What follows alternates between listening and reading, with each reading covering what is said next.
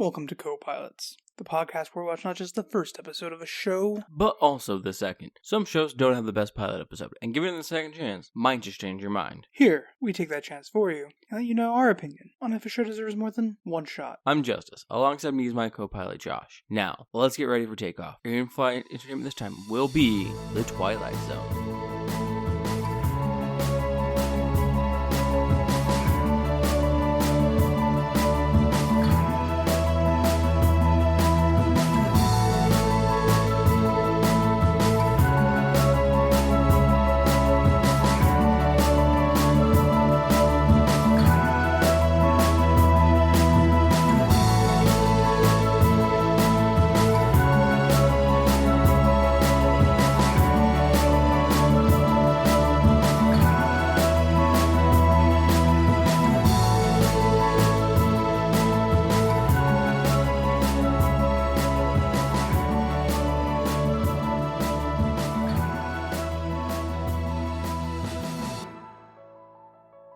There is a fifth dimension, beyond that which is known to man. It is a dimension as vast as space, and as timeless as infinity. No, I don't think so. It is in the middle ground between light and shadow, between science and superstition, and it lies between the pit of man's fears and the summit of his knowledge. This is the dimension of imagination. It is an area which we call the Twilight Zone. Yeah.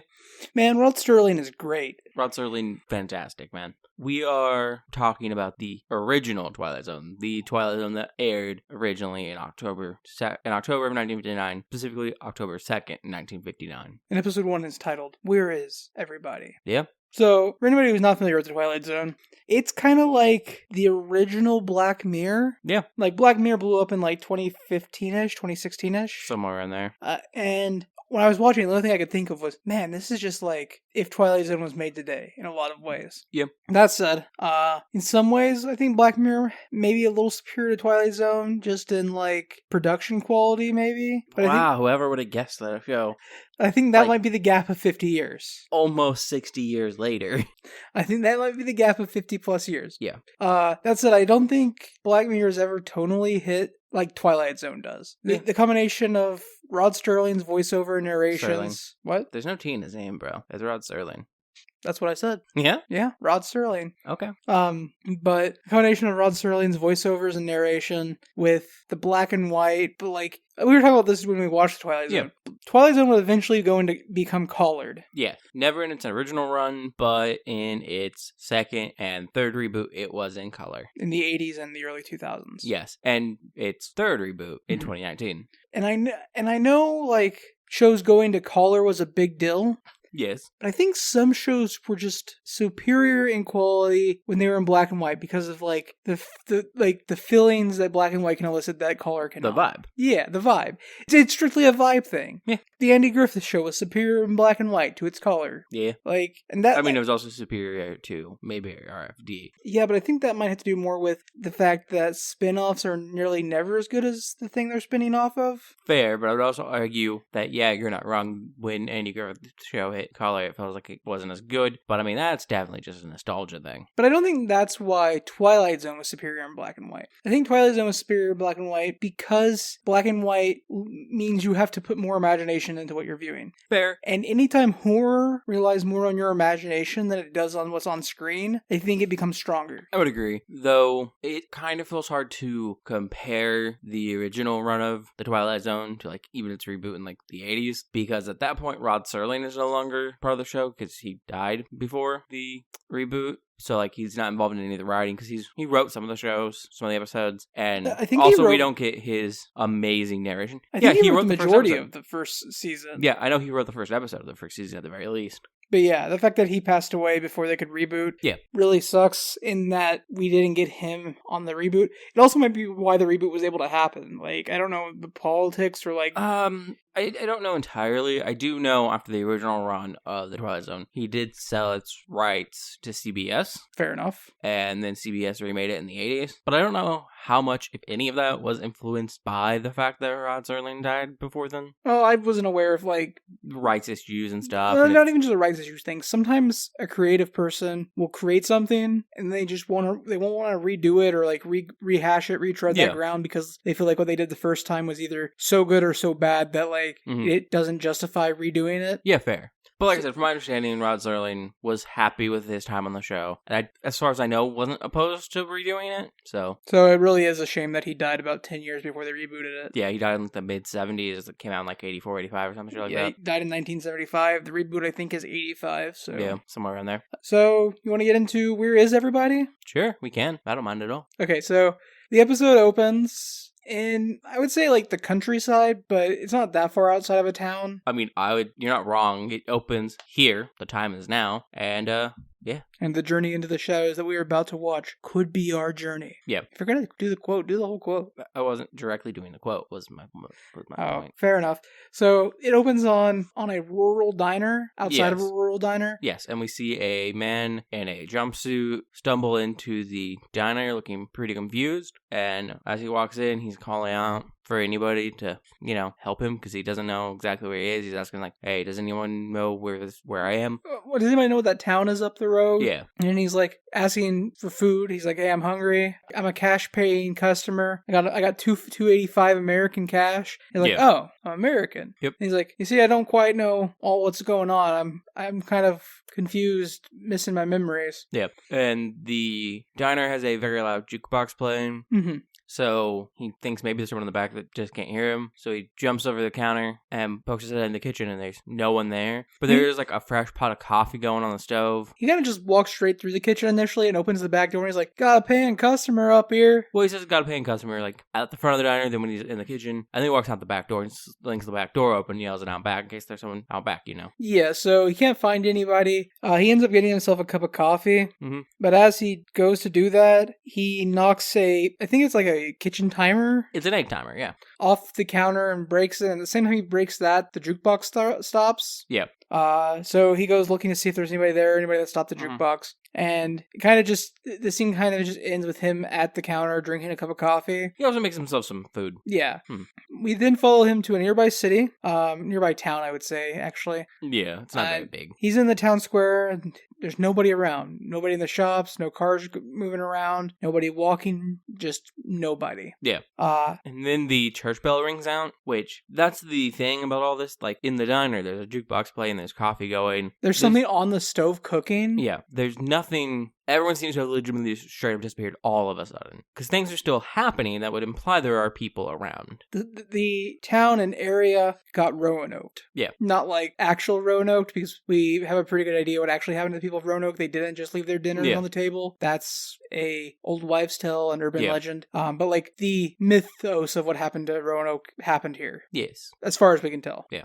So the church bell rings and he starts looking around more because he's like, oh, there must be people. Well, also because this is the late 50s. Yes. And some church bells were automated at this point. Yes. But not all of them. Like a church bell ringing could mean somebody is there. Mm-hmm. And so he's looking around and he sees a woman in a car. And he calls out to her. She doesn't respond, but he kind of lightly jogs over. All while talking to her. Mm-hmm. And when he gets up next to her, he sees that it's a mannequin. Mm-hmm. And so when he opens the door of the truck, the mannequin falls out. Yeah. And so he kind of like sits on the ground next to the mannequin and just starts like talking to her like she's a real person. He's like, honestly, I've always had a thing for the quiet types, Yeah, and this is where we straight up learn he is suffering from amnesia. He kind of explains more that he has no idea what's going on. He has no idea where he is. He doesn't even really know who he is. We kind of just tighten in on that from where we were in the beginning, where it was like, maybe he has some ideas. He has no ideas whatsoever. Well, he's also at this point where he's like, I don't know if this is supposed to be a joke or what's going on. Yeah.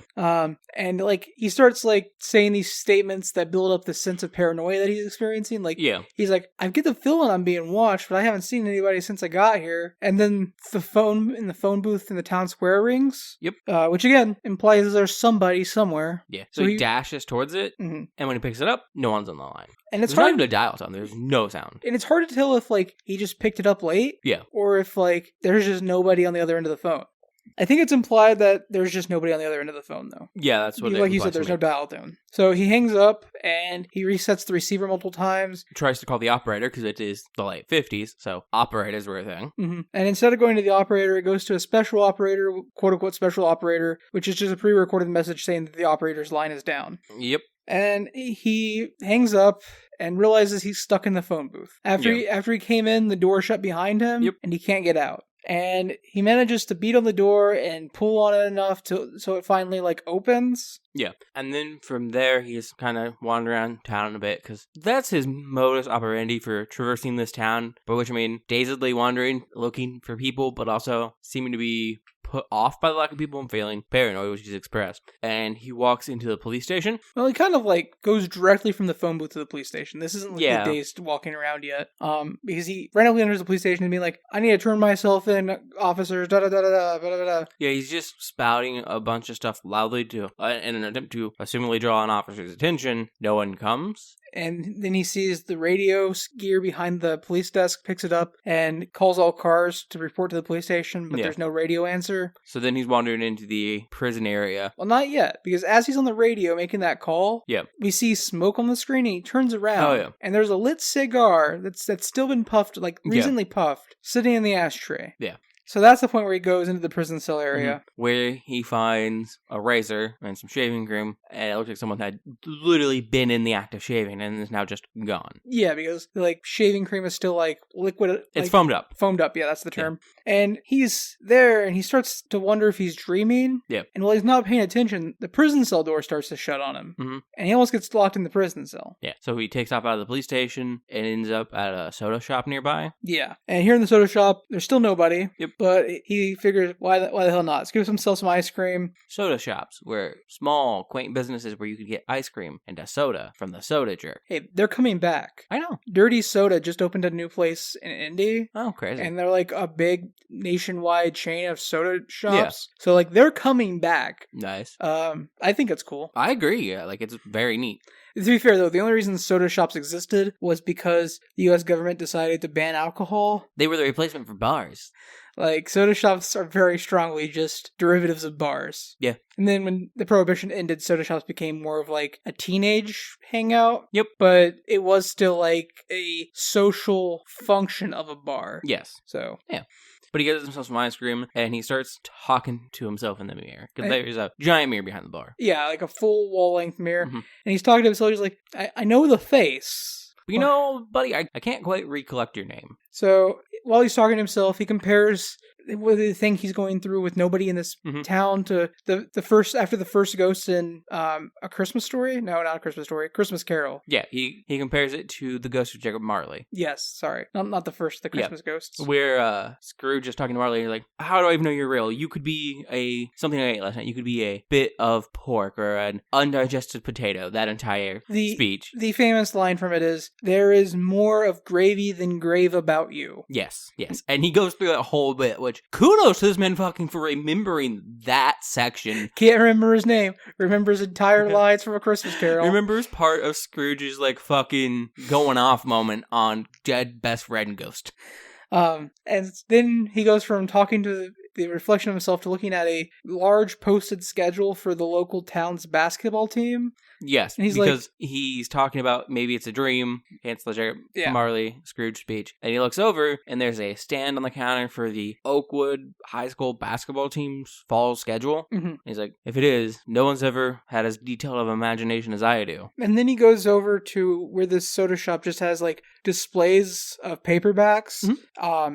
And the first 3 or 4 racks have a variety of books. Yes. And he spins them around and picks one up, flips through it. Which, by the way, the point where I pick up a book and I flip through it and the words aren't all garbled, meaningless jargon is kind of the point where I go, oh, not a dream. Fair. I mean, I've had some readable text in dreams, but typically dream books and dream-like text doesn't function. They're all actually A Christmas Carol?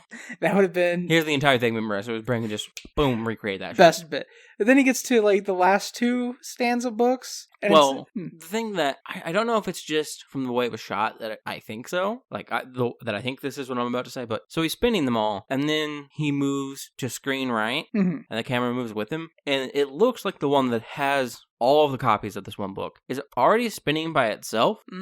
Could be. I didn't notice. But there's two, I think Or I just missed his hand coming in from behind the other one. I think there's 2 stands of this book. There are, yes. But the first one we see, I think, was already spinning by itself. And it's just, every slot on the stand is filled with the same book, and it's called The Last Man on Earth. A book that did not exist yet in 1959. Yeah. From my brief Googling, I believe it's a short story by Sir Isaac Asimov. Not even a full-on book. Yeah. So. That didn't come out until the 80s. So this makes him a little more anxious, and so he leaves the ice cream shop and begins to, like what you said earlier, wander around just aimlessly throughout this town. Yep. And night starts to set in, and the lights for the local movie theater flash on. And it is a war film called Battle Hymn, and it's playing the U.S. Air Force's like theme music, which I can't remember its name. I used to know the name of the piece, but from what I understand, also Battle Hymn is actually a real film from 1957. Oh, so it's a film that shouldn't be in theaters anymore. Really, I don't really know how theaters operated in the 50s. Yeah. Did they do runs that long? Like, was that a thing? I don't know what you mean. Or did they just like cycle through stuff that long? I know they cycled through things more often because they kind of just run their back catalog a few times because it wasn't, hey, movies are constantly being released. It was, hey, and they didn't have weird deals with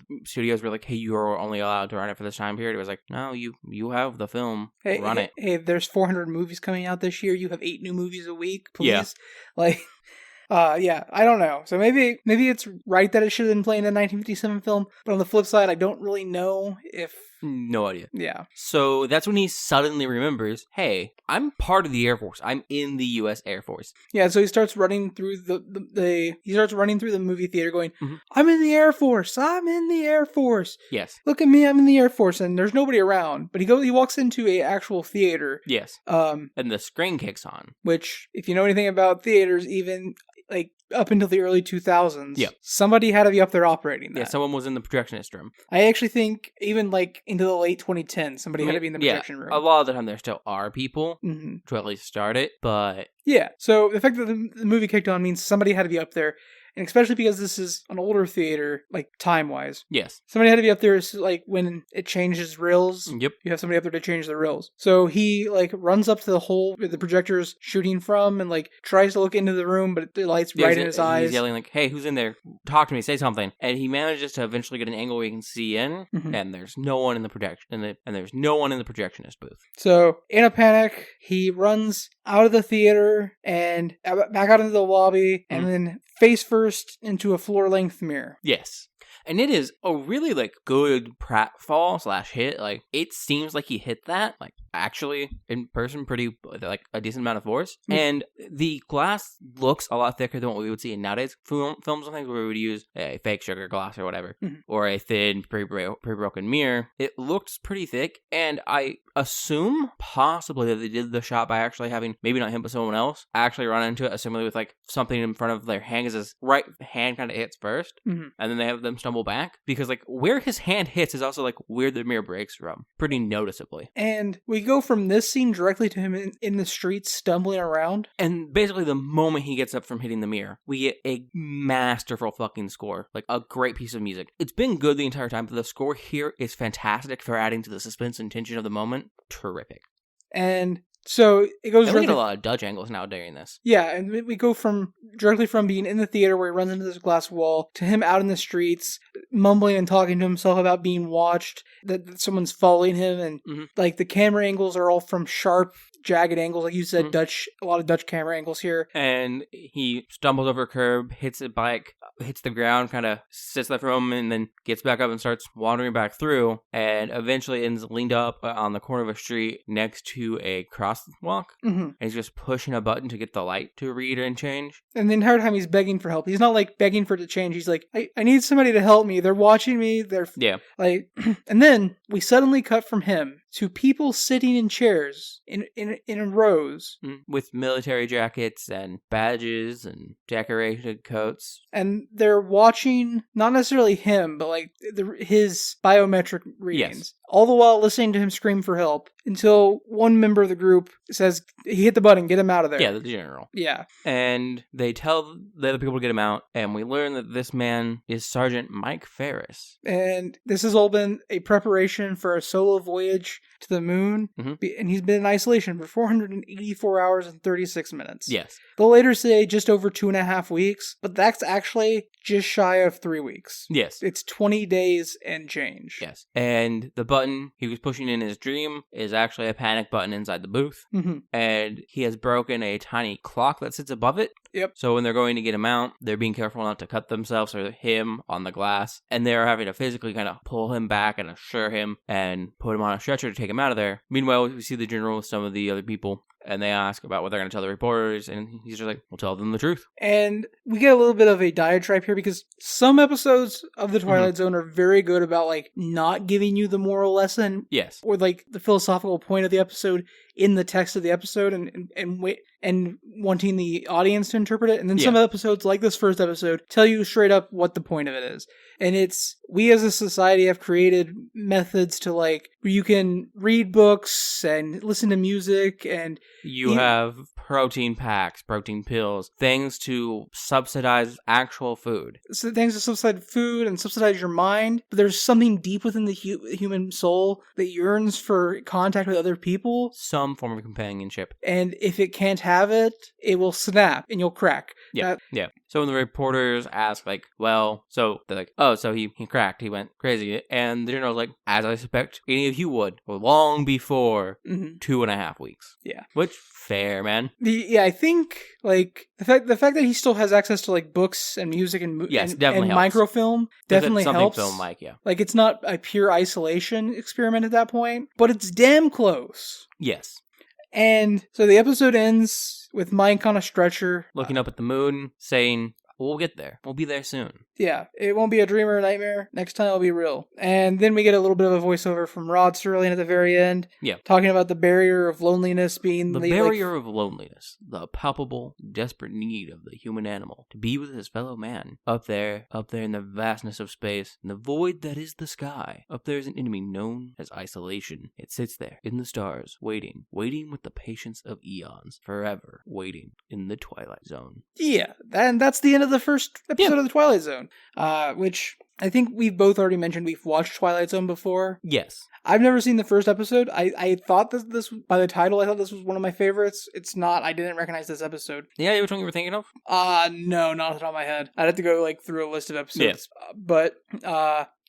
What did you think, Justice? What did you think of the first episode of The Twilight Zone? I greatly enjoyed it. It has strong acting, and given the fact that for the longest part of the episode there's literally one person on screen, speaks volumes of that one person to carry a scene and act in a manner that continues to work and keep attention without feeling overly stilted. The music's fantastic. Sorry to interrupt. Yep. There was a point where he was sitting in the ice cream shop. Yes. Where I thought to myself, damn, this is clever. This episode is so cheap to film as a pilot episode. Yeah. This is so smart. Like, I would say that, but like it does have so much area it covers. Yeah, but most of the area it covers is actually... Oh yeah, I assume it's part of the plot that they have available. It was the Universal Courtyard. How to Kill a Mockingbird. Yeah, the Universal Town Square, which is where How to Kill a Mockingbird was filmed. So like, while it is a lot of ground, that's why that square looked familiar. Okay. Sorry to interrupt you, but like, you're fine. I was at that point in the episode, I was like, this is so smart. Like, especially the pitch to a TV network being like, hey, this is our pilot episode. Look what we can do with like no budget. Yeah. Chef's kiss. But yeah, I would, after the first episode of The Twilight Zone, I would definitely absolutely fucking watch more. Me too. Like, I love, like I say I love horror, but like, not horror movies in general. You know, horror movies are generally a bit of a disappointment. My favorite horror, I've come to realize, I love horror podcasts specifically. Yeah, because they work really well to build a slow, creeping sense of dread. Yeah, and I also specifically love anthology-based horror. Like, yeah, fair. Basically, if movies were shorter and more succinct... Yeah, if Heredity only ran for like... 45 minutes. 45 minutes. If that movie ended when the mother finds her decapitated daughter... And just screams? Yeah. That movie would be killer! Yeah.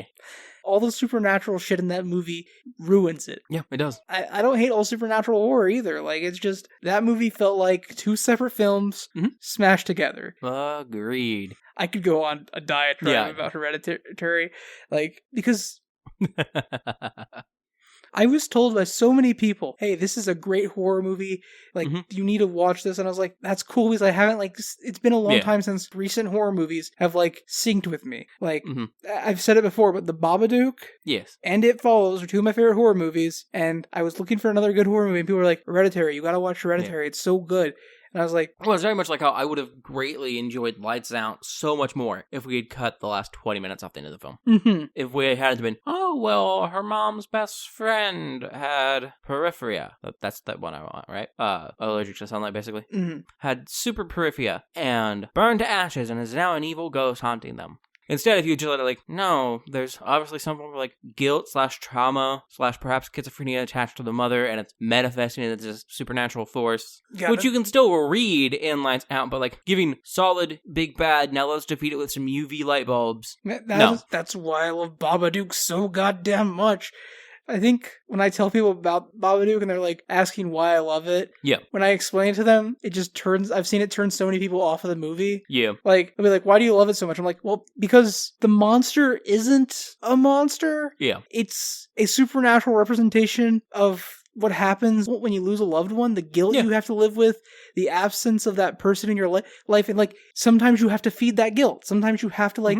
And it's such a powerful... No, the people getting turned off on other people who are like, no, man, Carrie's great because that fucking... The prom scene's so amazing, and like, the revenge killing, it's like, you have missed the whole part where Carrie's powers are based upon repression and trauma, and that being one of the greatest parts about Carrie. You're just like, no, man, pig's blood, and then prom murder, and like, yeah, okay. I get it. For some people, that's what they like about horror movies, but like...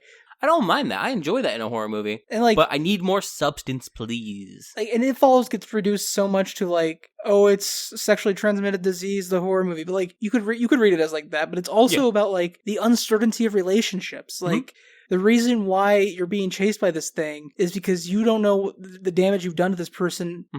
It's so good. Anyways. And then they kill it in a pool with electricity. No, they don't, though. That's the thing. I know. The monster in It Follows is, as far as we can tell, unkillable. I'm aware. It's something you have to live with. It's the consequences of your actions. I know. What I'm saying is people who complain about It Follows are like, they're so good, and then they kill it in the pool with, like, electricity. So bad. Like, man, you were not, like, paying attention. Literally at the end of the movie, we see wet footprint. But what? Okay, go ahead. Go off, man. I think we've both really like layered down our taste in horror. Which is important. This is October. This is a horror themed month. We're doing horror themed shows all month long.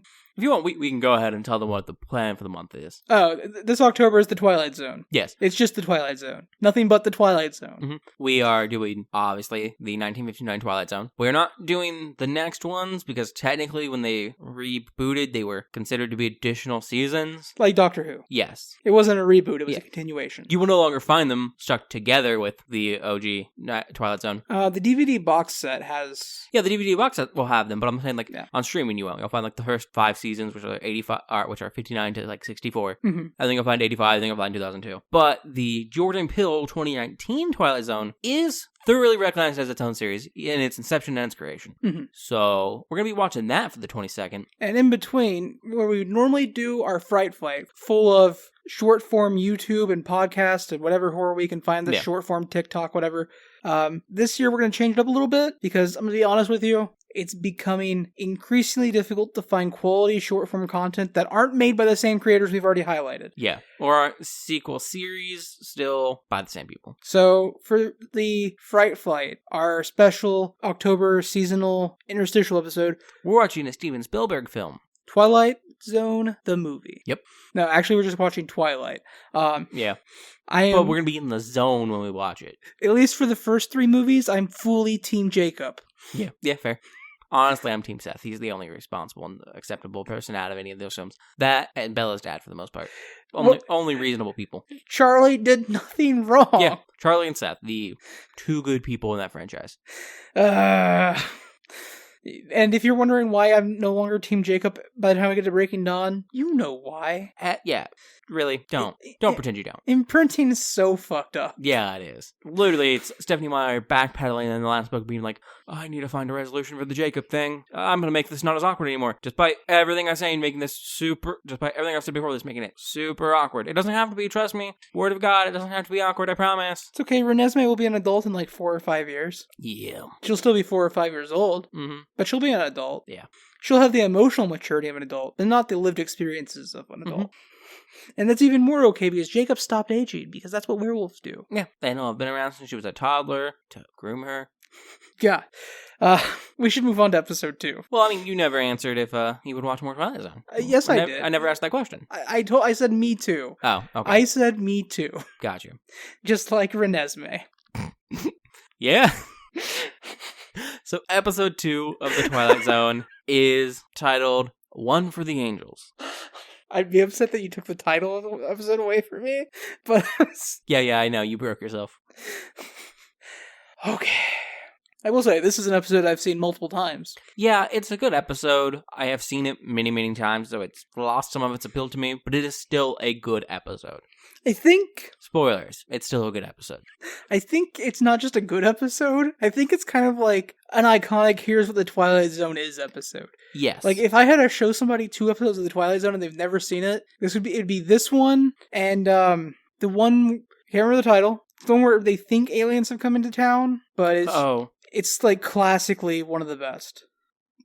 The monsters are due on Maple Street. Yes. Okay. See, you say that my brain thinks of both the invaders and the monsters are due on Maple Street. So it took me a moment to figure out which one was which. So, like, it'd be this and the monsters are due on Maple Street. Like, these are the 2, in my brain, most iconic, like, not necessarily iconic, but, like, most encapsulating of what Twilight Zone is. Yeah. So, the second episode starts with an introduction. As many Twilight Zone episodes do. And it sets the stage for us. The introduction is to a man named Mr. Bookman. Yes. So, because the entire conceit of the show is, hey, you haven't watched this. So many, if not all of the Twilight Zone episodes, especially in the early seasons, I don't know necessarily about all of the 85, all of the 2002, or anything but the Jordan Peele ones, start with an introduction, which kind of flushes out, like, this is the normal everyday thing that happens. And now I'm going to tell you about this one moment where whatever's happening goes from the normal, because it's in day-to-day life in the world of the Twilight Zone, everyone is just a minor choice, a minor step away from entering the Twilight Zone. Yeah. So it's explaining how things normally are, and then that one thing that has changed that's going to pull us into the Twilight Zone.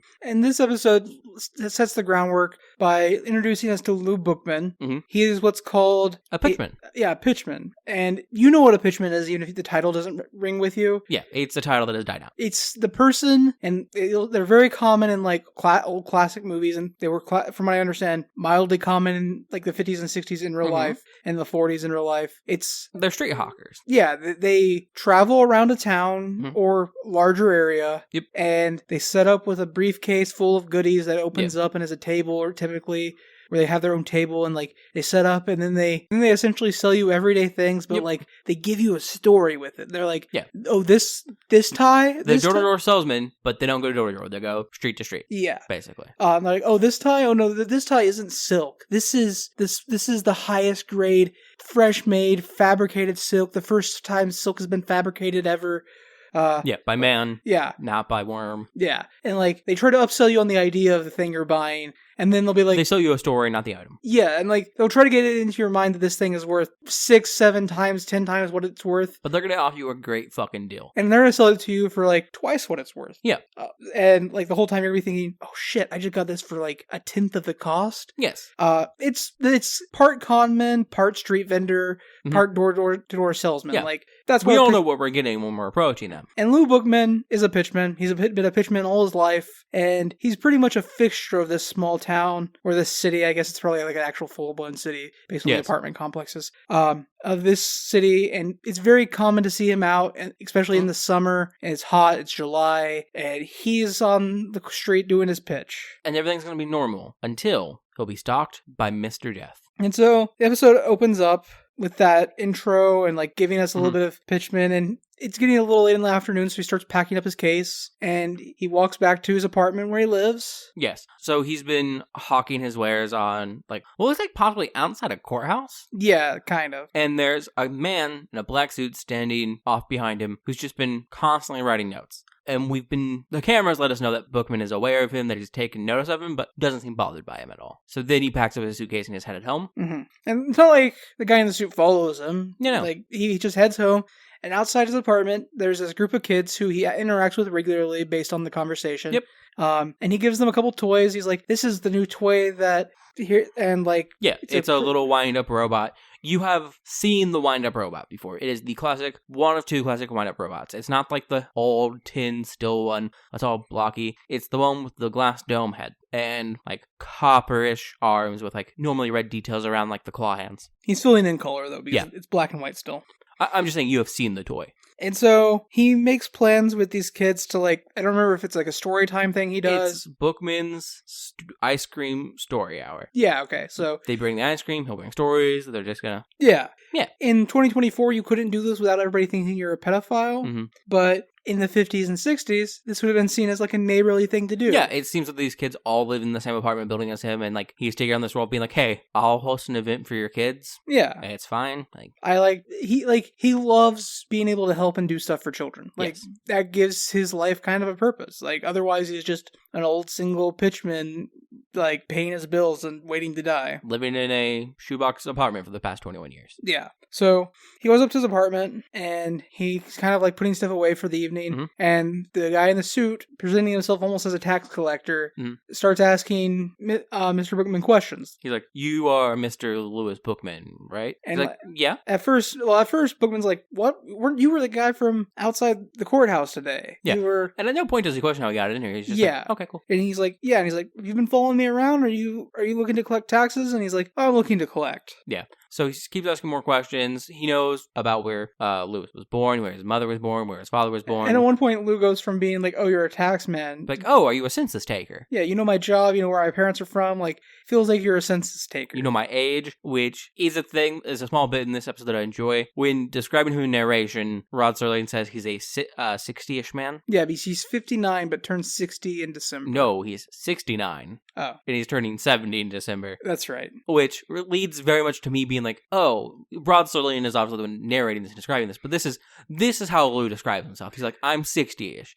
He's edging out the fact he's like, I'm still in my 60s.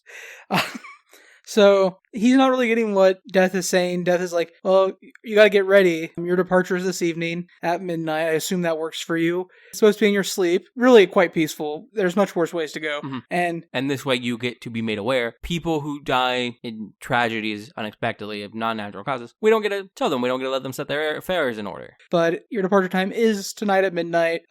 Just wanting to make sure you got all that information. If you want to take the time to get your affairs in order, that'd be great. I'm just here to let you know. And Bookman's just like, no. Nope. Bookman's like, no, there's gotta be somebody I can talk to, something we can do. Exceptions. I've got some unfinished business. Exceptions to the rules, and Death is like, well, there are 3 ways we can postpone a death. One is extreme hardship cases. So, like, if your death would unduly put pressure on your children or spouse or someone to a degree that would be considered unordinary, an extreme example, then we can postpone your death temporarily for that reason. Or if you're on the verge of a great scientific or political or social breakthrough, we could postpone your death for that. But he looks at... And in these instances, this is where we learn that Bookman is single. He has no wife. He has no children. He has lived in his apartment for the past 21 years by himself. We also get the implication here that maybe the people that were working on like atomic bombs and stuff were given a stay of death just so they could finish that. But Bookman hasn't been doing that. He has a few toys disassembled on his table. Yeah, he's like working on a new toy or something, but Death is like, well, you don't really qualify for that either. Yeah. And he's like, well, what's the third reason? And Death's like, yeah, you don't really qualify for that either. Like, Bookman's like, well, let me know anyways. So Death is like, an unfinished business related to like a lifelong height of passion / pursuit of life. But it has to be something that you would do. It has to be something that is achievable. And so Mr. Bookman Lou starts giving a whole bunch of examples of things that he wants to do that he's never had the chance to. Yeah. Like, he wants to go dance with the Zulu warriors. Well, he wants to see the Zulu warriors. Yeah. And Death is like, I'm afraid not. Mr. totally Bookman. not reasonable, no. And he's like, well, this other thing, and this other thing. And Death keeps being like, those are really like more of like flight of fancies than like lifelong pursuits that you've been after. So then Bookman, like, and when he says this, it doesn't really feel like he's attempting to toss this up as an idea. He's like the only thing I could even think of is like, I've always wanted to make the perfect pitch. They have a pitch that makes the sky crack open and angels pause. You know, a pitch for the angels. Yeah. And as he's describing this, Death takes on a kind of pensive look and is just looking at him, watching him. And when Bookman finishes going off about how he wants to make this pitch for the angels, he's like, but that's not good enough, is it? And Death goes, how long do you think that would take? And Bookman's like, I don't know, soon? It could be soon. And that's like, all right, I think I can do this one for you. I think that can qualify. Yes. And so Death is getting ready to leave the apartment, and he's like, so when you say soon... What type of time frame are we talking about? And Bookman goes, I don't know, not this year. But maybe next year, like... Or the one after. And he kind of like closes the door on Death, like pushes him out of the apartment. We did forget to mention that while this whole conversation is going on, every time like Death is off camera, he flits to a new part of the apartment. Yes. And he starts talking again, and Bookman has to track him down, and he's like, I've lived here 21 years, and you're making me find parts of the apartment I didn't even know I had. Yeah. So once he closes the door in Death's face, he's like, not that that's ever going to happen. I'm never going to make a pitch again. And he starts putting his stuff in a suitcase and setting it aside. Yeah, he puts this stuff in a suitcase and puts it underneath the counter, and he's like, that's it. I'm never going to do another pitch. In fact, I'll probably stop talking unless I absolutely have to. Yeah, to which Death pops in. He's like, that's not how this works, Mr. Bookman. I did you a favor. And Bookman just actively ignores him, opens his door, and starts walking out. Mm-hmm. And like at every corner in the stairwell on the way down, Death is there again. And he's like, really? This is what we're doing, basically? Look, I was being kind. There are consequences to your actions if you don't do what you said you were going to do. You can't shaft Death. Yeah. And Bookman's like, well, I don't see what consequences could be. We have an agreement. And then there's a sound of a woman screaming and a car crash, and people run out of the apartment in front of Bookman, and Bookman chases after them. And it turns out... right before that happens, Bookman's like, it doesn't matter, it's not my problem anymore. And Death is like, well, I have to take someone then. And then the car crash happens. I'll have to make other accommodations. Yeah, and so it turns out the little girl that Bookman had given one of the toy robots to, he gave it one toy robot to a little boy and one to a little girl.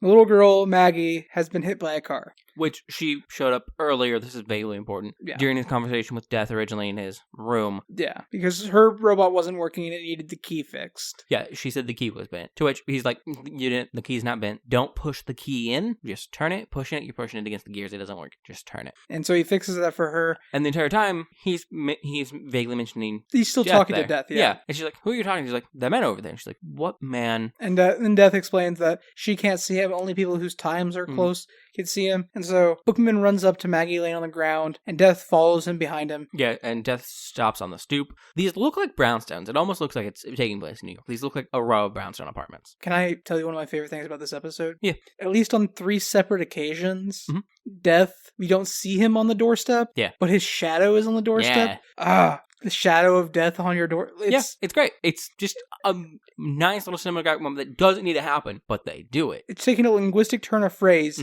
and turning it into a visual medium. Yes.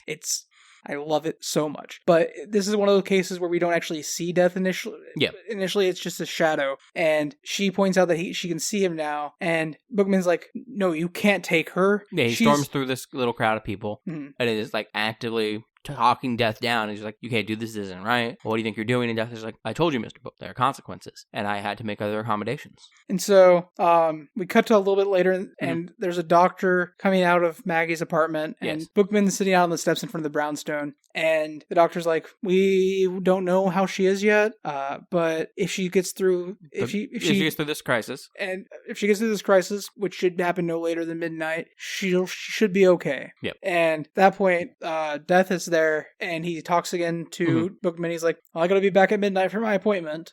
And Death goes away. And Bookman declares that he's not gonna let him in. He's gonna stop him from coming in. And he posts up on the stoop from like that point in the evening until midnight. Yep. And so Death comes walking down the street. It's about 1:15 till midnight. Yep. And Bookman is sitting there with his pitch case. And he's opening up his pitch case, and Death goes, it's a little late to be doing a pitch, isn't it? And Bookman's like, you'd be surprised how many late sells I get. And sometimes this is the best time to do a pitch. And Death looks around and is like, well, who are you pitching to? There's nobody around. And Bookman, He's like, well, you're here, aren't you? he's like, I'll pitch to you. Yeah, And so Death is sitting on the stoop, and he looks amused by this idea of being pitched human objects. yeah. And so Bookman starts giving a pitch, the pitch of a lifetime. He is talking this stuff up, convincing Death to buy these things that Death doesn't need or want. During this entire time, we'll cut to Maggie in her bed, and she has a little old alarm clock next to her bed, and we'll see time passing. And each time we cut back, Death looks more and more, like, frazzled, but not, like, worn down, but, like, hysteric energy of like he's amped up, but his hair's a bit disheveled, his collar has been loosened, and he has a bag with him now, like a brown paper bag that he just has stuff in. He's bought some ties, he's bought some thread. And at one point, it's like 11:56, 11:57. At one point Death goes, you know what, just give it to me, I'll put it all in my bag. I'll take it all. And like, so they are dumping his pitch case into the bag, and he's out of stuff to sell. So Bookman goes, I got one last item for sale this evening. You won't find it anywhere else in the world. No store or company or pitchman could ever offer you what I'm about to offer you. It's never been offered before in the United States of America, which... Technically, he's not wrong, because his statement is very specific. Yeah.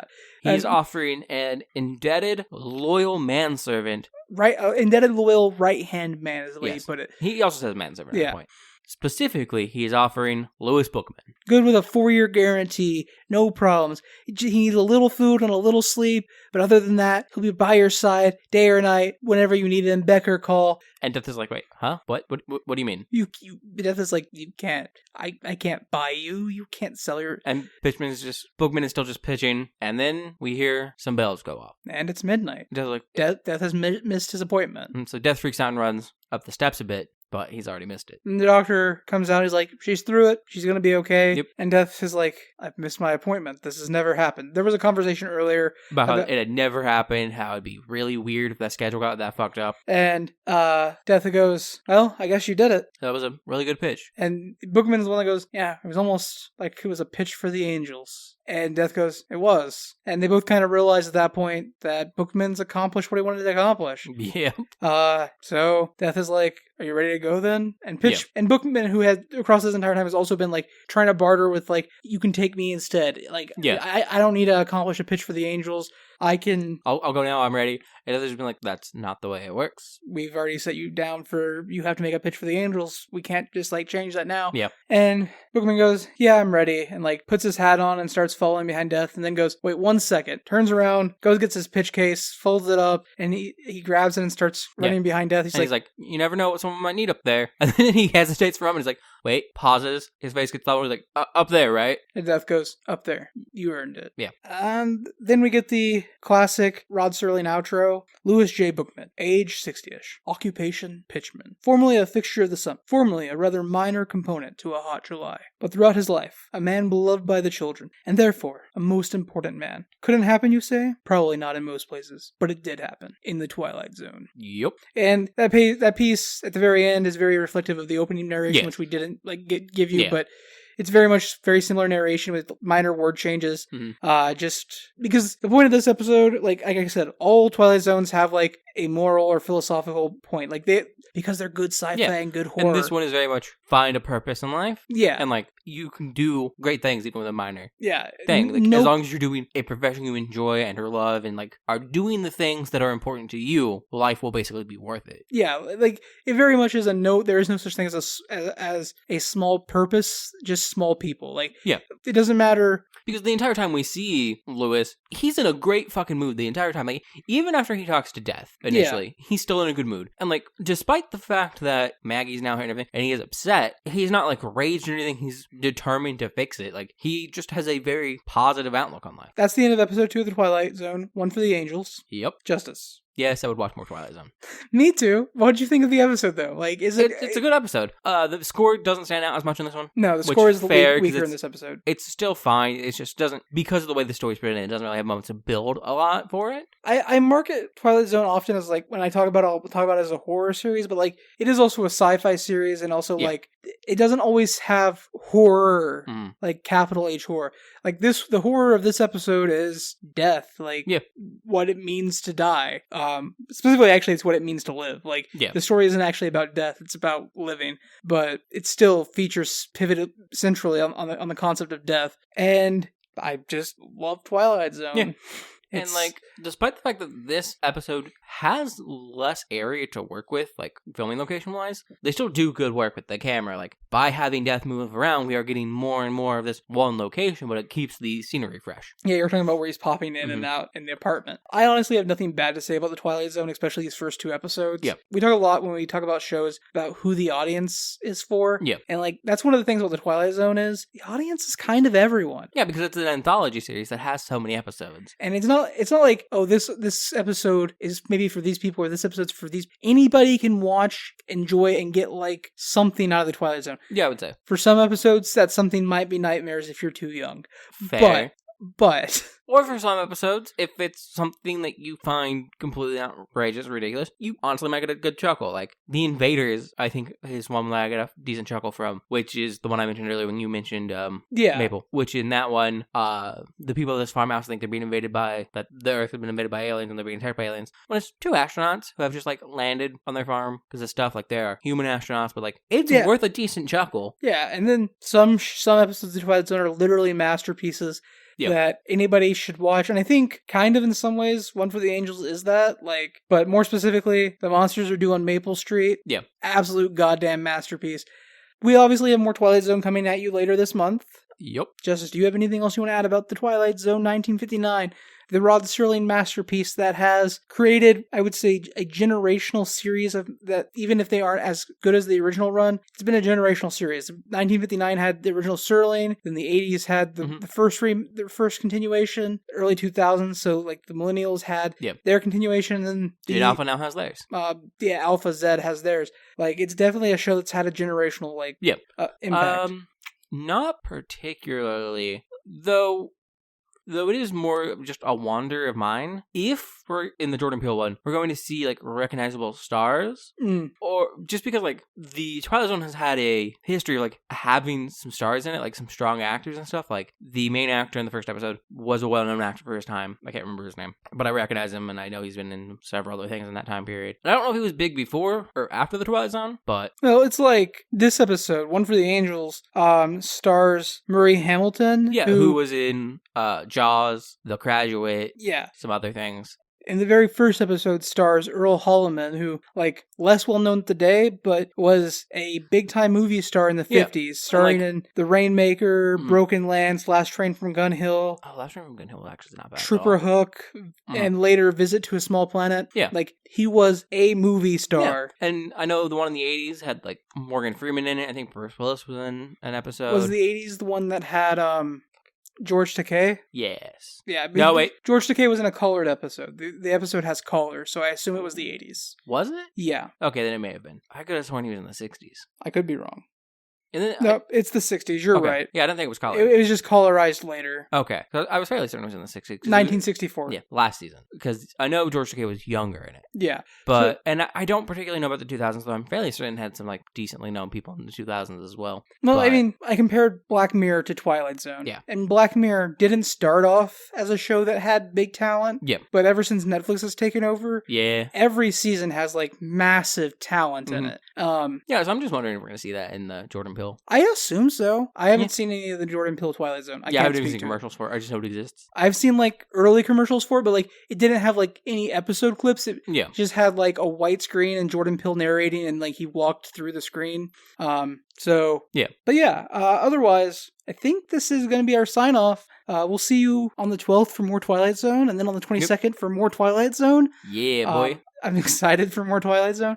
But if you want to contact us, tell us what your favorite Twilight Zone episodes are, or if you've never seen the Twilight Zone, what you thought of our review of these 2 episodes. Yeah. Which you can find the Twilight Zone on Prime, on all kinds of other streaming services. You can find it for free to watch with ads on Freevee. Yeah, like, you can watch it with ads. Like, it was originally meant to be watched. And honestly, the ads aren't that bad. We watch it with ads. You have, like, one ad at the beginning, like, one ad in the middle. It's 23 minutes long. Not the ads, the show. And they don't bog you down with a bunch of ads. But if you do need to watch it without ads, it is also on Paramount Plus. That's what it was. CBS was attached to Paramount Plus, yeah. Mm-hmm. I couldn't remember which one it was attached to. Yeah, so, but anyways, thank you for listening to our show. Thank you for joining us on this flight. We'll see you again later this month for more Twilight Zone. If you'd like to contact us, you can do so by emailing us at copilotsreview.gmail.com.